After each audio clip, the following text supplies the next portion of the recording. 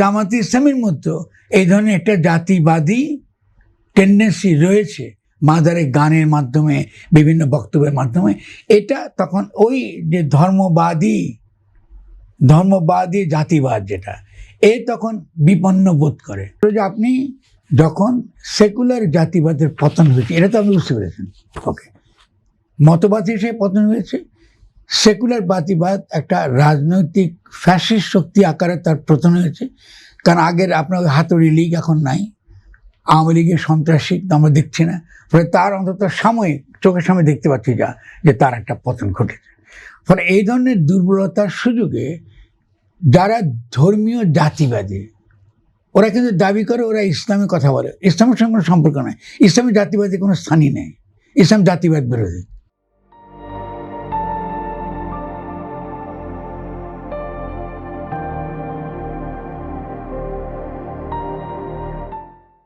ফলে তারা কিন্তু আমরা মুসলিম জাতি, আমরা এই ধর্ম করি, ফলে আমরা একটা জাতি, ফলে বাংলাদেশে 95% মুসলমান, ফলে এটা মুসলমানদের রাষ্ট্র হতে হবে। এই যে জাতিবাদ, এই জাতিবাদটা ফলে দ্রুত বেগে সে শক্তি সঞ্চয় করেছে। দ্বিতীয়ত হলো যে তার যে বিরোধের জায়গাগুলো ছিল আগে, যে সে দাবি করে মাজারে তার মতন করে ইসলামের ব্যাখ্যা হয় না, হুইচ ইজ ট্রু, কিন্তু সে চায় তার ব্যাখ্যাটা একমাত্র সহি ইসলামের ব্যাখ্যা। ফলে সেই ব্যাখ্যাটা সে বল প্রয়োগের মাধ্যমে আপনার উপর চাপে দিতে চায়, সে আলোচনার মধ্যে আসতে চান।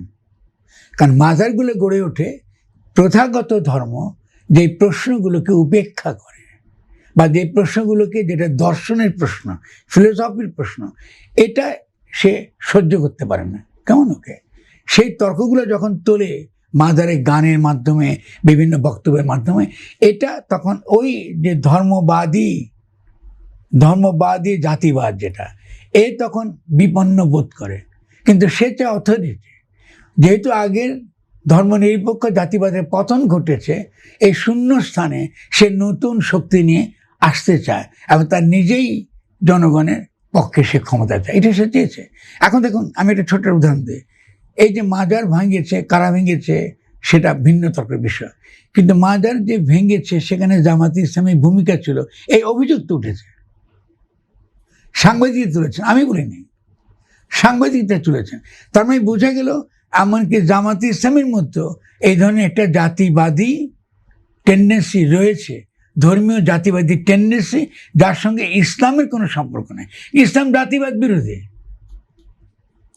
কেমন? ওকে, তাহলে আপনি দেখতে পাচ্ছেন যে এই ধর্মীয় জাতিবাদী শক্তি যেটা উত্থান ঘটেছে, এটা তো রাজনীতির জন্য তো কঠিন। তাহলে যে কোনো সত্যিকারের যে ইসলামে বিশ্বাস করেন, যার নবীর উম্মত বলে সে নিজেকে মনে করে, সে তো এর বিরোধিতা করবে।